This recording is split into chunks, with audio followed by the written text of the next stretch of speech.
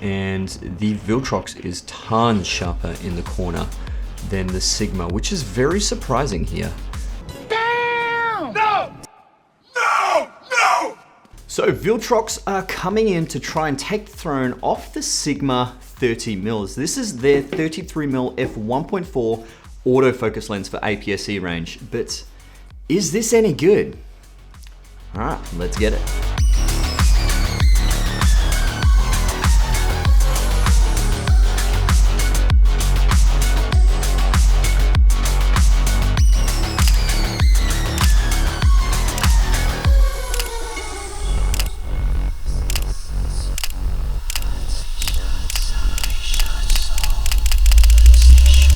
What's going on, my friends? It's Jason here. Today we feast our eyes on the Viltrox 33 f1.4 for APS-C cameras. They also come in Fuji, Canon M, and the Sony E-mounts. Now this lens is a complete metal design and it has a maximum aperture of f1.4 and a minimum aperture of f16. Now it has 9 aperture blades for nice smooth bokeh, and it has 10 elements in 9 groups, which includes a low dispersion element.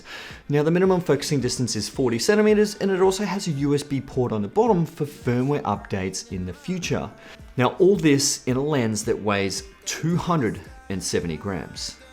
Now this will cost you only $259 US. Now I know the 30mm f1.4 by Sigma is a very good lens optically, but in terms of autofocus, I mean, what are the differences? Is this going to be good optically?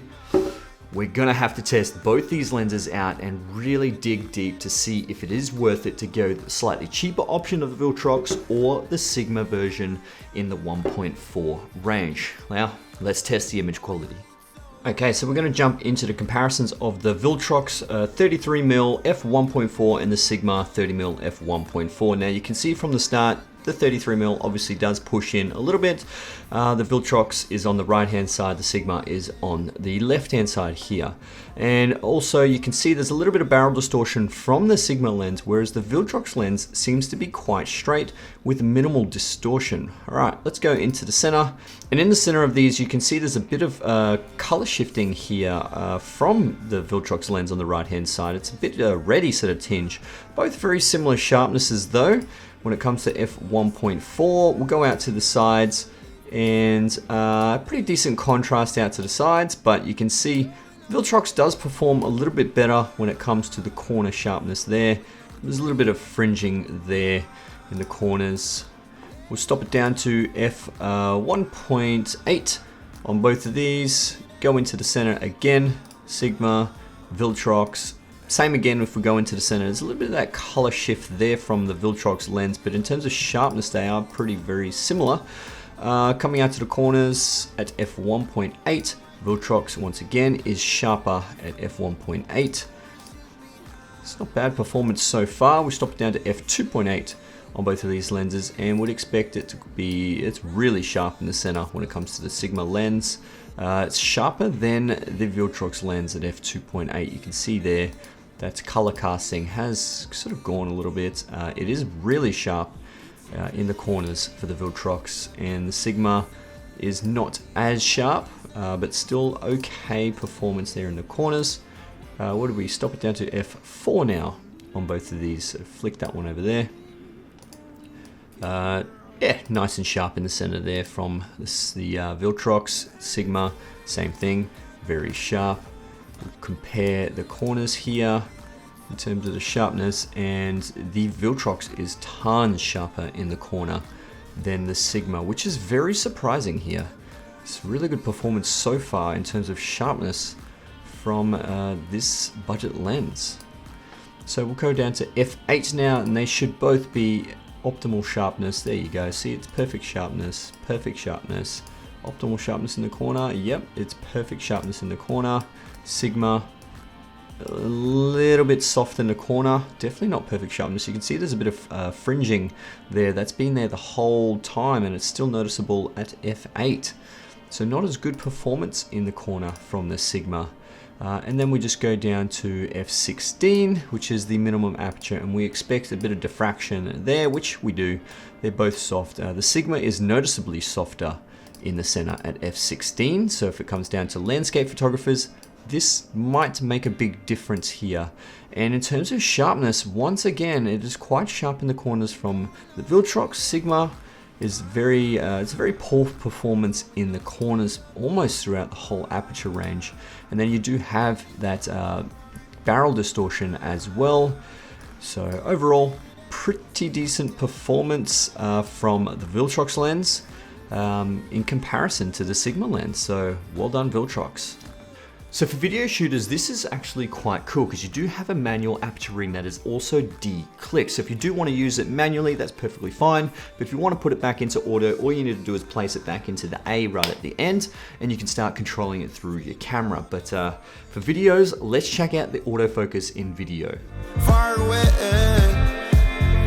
I could get along, could be a different man.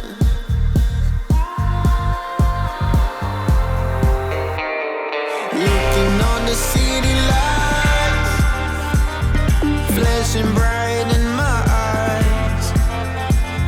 Look up to the sky and I got this relief inside. Then there's no need to hide. So look how fast this autofocus is on the A6400. Now this is in fast and responsive autofocus tracking, and it sticks to Andrew like glue. It is absolutely incredible, and I am so overwhelmed of how good this autofocus actually is. Now, having 9 aperture blades, you would think the bokeh would be really nice and smooth. So let's compare the bokeh between these two lenses and see what you think.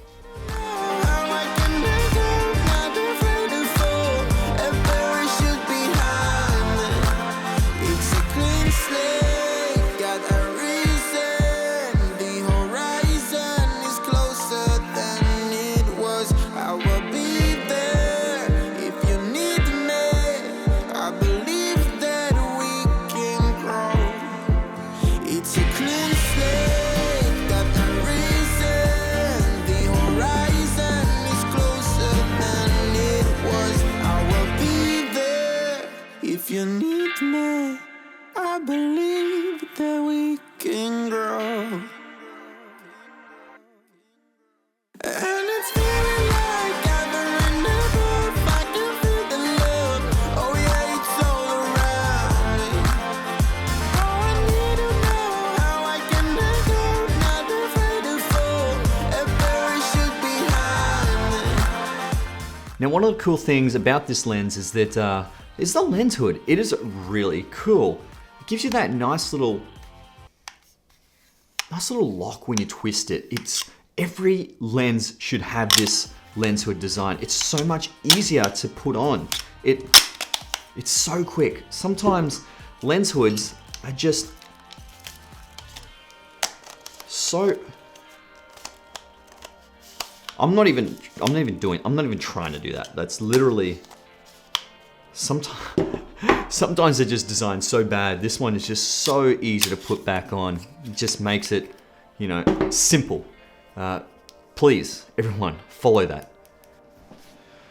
So I am completely blown away from this. We literally just came back from a whole bunch of recording, and the Viltrox 33, and we're recording on the Viltrox 33 right now. Against the Sigma, I really thought the Sigma was just going to blow this thing away, but it didn't. This thing is sharp. Autofocus is super, super fast. You guys saw the tests. I'm not lying. This is unbelievable. The Sigma was my favorite lens. I don't know what to say. I recommend this lens. It's fabulous. You guys saw the results. So yeah, there's a little bit of chromatic aberration, but wide open. I can't believe that.